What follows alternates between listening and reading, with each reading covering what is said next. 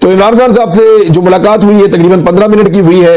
Different चीजें इमरान खान साहब ने कही हैं, लेकिन जो मुझे सबसे इंपॉर्टेंट बात लगी वो दो चीजें। एक तो वो ये कहते हैं मैं कैद में रह लूंगा, गुलामी में नहीं रहूंगा, और दूसरा उन्होंने इमरान खान साहब ने यह कहा कि 10 मुहर्रम के बाद लायामल तैयार करो और एहतजाज और तहरीक का ऐलान करो और तहरीक को शुरू करो।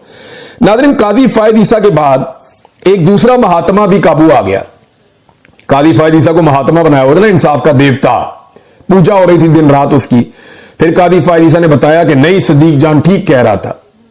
काजी फायद ईसा ने बताया कि नहीं, हम सब ठीक कह रहे थे और हमारी काजी फायद ईसा के बारे में राय बिल्कुल दुरुस्त थी कि ये तारीख के कूड़ादान का हिस्सा बनेगा और वो शख्स कचरे की तरह तारीख के कूड़ादान के अंदर पड़ा हुआ है और इतना ढीठ है कि अभी भी कौम से माफी नहीं मांग रहा।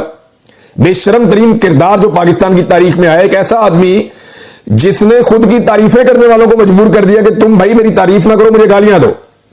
काजी फायद ईसा को पूरी कौम झोलियां उठा उठा कर बदवाएं दे रही है और इतना बेशर्म करैक्टर पाकिस्तान की तारीख में कभी इस तरह के ओहदे के ऊपर लाकर नहीं बिठाया गया।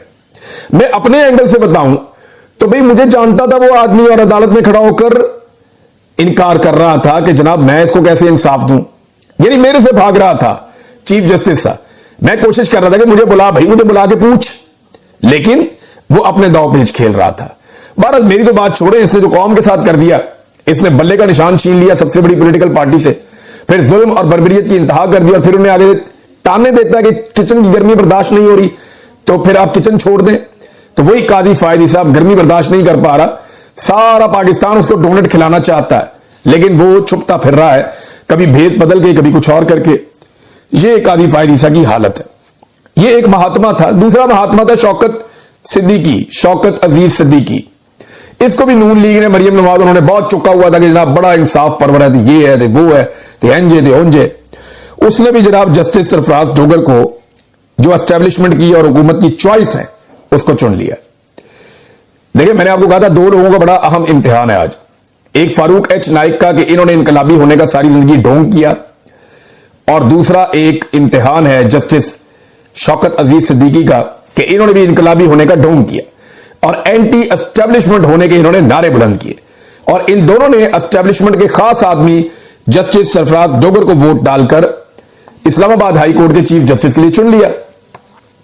बहरहाल वहां पे फड्डा पड़ा हुआ था। जो मौजूद जज साहिबान है, जिनमें मंसूर अली शाह साहब हैं, जस्टिस मुनीब अख्तर साहब हैं और कुछ पाकिस्तान तहरीक इंसाफ के लोग भी थे कमेटी में अपोजिशन के, वो ये कह रहे थे कि पहले आप जो 5 जजेस ने पटिशन डाली हुई है ना उसको भी सुने कि जनाब सीनियरिटी के हवाले से सुप्रीम कोर्ट में उनकी एक पटिशन है, पहले उसके ऊपर फैसला करें, उसके बाद फिर आप इस तरफ आए और ये जो तैनाती है इसको आप रोक लें, इसकी वो कह रहे हैं हम दरखास्त भी दायर करेंगे। और दूसरा नुकता ये उठाया गया कि सुप्रीम कोर्ट ऑफ पाकिस्तान में एक और मामला पेंडिंग है और वो 26वीं आईनी तरमीम के खिलाफ पटिशन आई हुई है। अब ये जो कुछ भी हो रहा है ये 26वीं आईनी तरमीम के मुताबिक हो रहा है, लिहाजा पहले 26वीं आईनी तरमीम को सुना जाए और उसके बाद फिर ये मामला जो है आगे बढ़ाया जाए।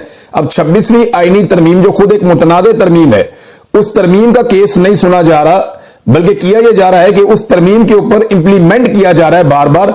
ये खुद एक बड़ा अजीबोगरीब मामला बन गया है, लेकिन क्योंकि पाकिस्तान पे इस वक्त एस्टेब्लिशमेंट का कब्जा है तो वो अपनी मर्जी से चीजें चला रही है और किसी भी चीज को कानून और इंसाफ के मुताबिक नहीं होने दे रहे। नाज़रीन, आपको मैं एक आदमी की आवाज सुनाता हूं। ये एक नौजवान है, साद रिजवी इनका नाम है।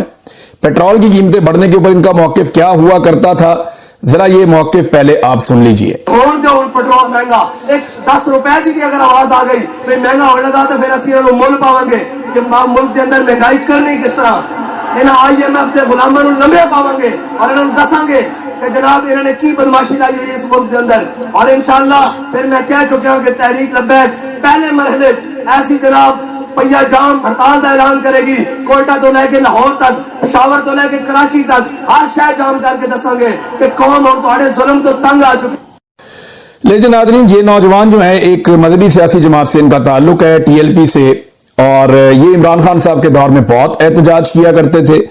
एस्टेब्लिशमेंट के कहा जाता है ये लोग बहुत करीब हैं, और जब ये नौजवान बाहर आया तो उस वक्त एक बड़ी लंबी चौड़ी कहानी भी थी, शेख रशीद और बहुत सारे लोग उसके गवाह हैं। अब मामला यह है कि इन्होंने कहा जी 10 रुपए हम नहीं कभी बढ़ने देंगे, हम ये कर देंगे तो वो कर देंगे, तो बड़ी इन्होंने आवाजें उठाई थी।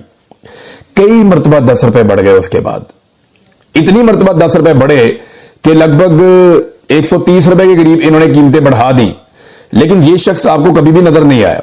एक पंफलेट मैं आपको दिखाना चाहता हूं, ये भी आप देख लीजिए। देखें, फौज जब साथ खड़ी हो जाए ना एक सियासी जमात के या सियासी जमातों के इकट्ठ के कि हमने आपकी हुकूमत को चलाना है, तो फिर वो स्याह करें सफेद करें, ना मौलवी बोलता है ना कोई और बोलता है, किसी की आवाज भी नहीं निकलती, लोग चूं भी नहीं निकालते। ज्यादातर लोग मफाद परस्त होते हैं और एस्टेब्लिशमेंट के साथ उनके मफादात जुड़े हुए होते हैं, तो बेचारे ब्लैकमेल होते रहते हैं। ये बेचारे भी वैसे ही हैं। अब ये देखें, ये एक पंफलेट है इमरान खान के दौरे हुकूमत का, और ये जनाब मार्च 2022 का है, मार्च 2022, महंगाई मुकाओ पंफलेट। अच्छा जी, अब ये मार्च 2022 है, तो फिर ये तो वो वक्त हो गया ना जिस वक्त इमरान खान साहब की हुकूमत को खत्म किया जा रहा था। तो वो कहते हैं जी मैं एक टैक्सी ड्राइवर हूं, मैं 150 रुपए लीटर पेट्रोल डलवाकर कैसे गुजारा करूं, मैं इस नाअहल वजीर आजम को हटाने के लिए इस्लामाबाद आ रहा हूं। ये जनाब टैक्सी ड्राइवर अंकल हैं, इनकी तस्वीर लगी हुई है। अब मैं ये जानना चाहता हूं कि ये जो टैक्सी ड्राइवर अंकल हैं ये आजकल किधर हैं?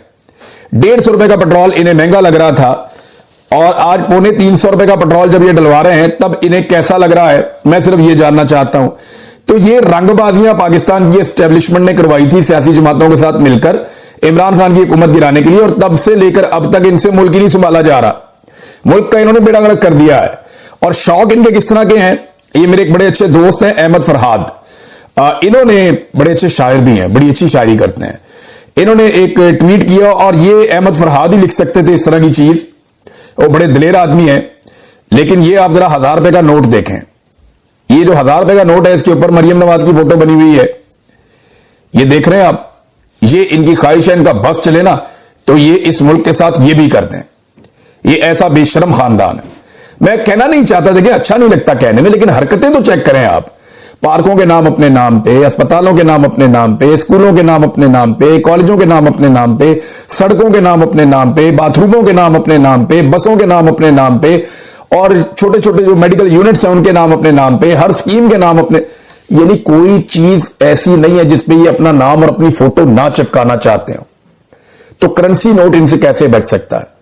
याद रखें, ये कोशिश करेंगे कि करेंसी नोट के ऊपर भी अपनी शक्लें चिपकाएं।